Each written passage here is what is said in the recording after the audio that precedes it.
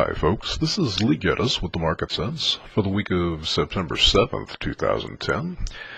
Charts we use are from the Trade Navigator software from Genesis Financial Technologies. Starting with the bond market, obviously such a huge trend up in bonds and then some really increased volatility up here at what so far has been the highs is making support and resistance a little difficult to pin down. They're kind of in wide ranges, really. After the breakdown last week, we would have thought we might get a little follow-through downside this week, but that hasn't happened as of yet.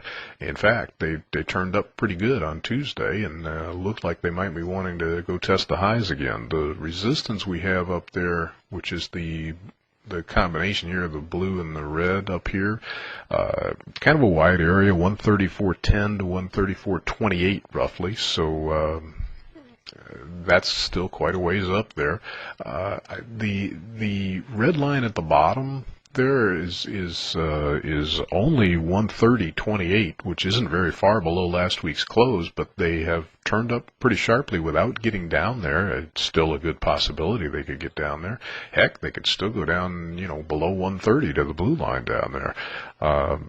Not a lot of economic news this week. The only thing we've got is Wednesday afternoon, the Fed's beige book will be released, and that's really about all they have to key on this week. So, maybe they're just in reaction to the stock market. Bonds went up Tuesday because stocks went down, perhaps. They may not have much of anything else driving them. I will say this, don't make the mistake of assuming that because this trend has been so hard that it can't continue. Momentum this large usually does not continue forever, so a little back off isn't unusual. But I actually think bonds could go quite a bit further, even though that seems absurd. So I'd just throw that out there for you. Moving to stocks, they've had a pretty good up week last week, rallied for a couple days in a row, 3 days in a row, really nice and hard with gaps and everything. And it sure looks like they want to go test these highs here. We've got these double top highs from June-August time period, and the blue line here. I'm going to call this 1120. I'm going to rough the figures in because we actually switched from the September to the December contract on Thursday, and the numbers are a little different. So I'm just going to give you rough figures, and we'll call it 1120 because I think we'll probably be in the December if we get there. But I'd really like to see them get there and test that double top to see just how strong the market is. If they can bust that double top, doesn't mean that they're okay, but it makes the analysis a little more fun, if you know what I mean.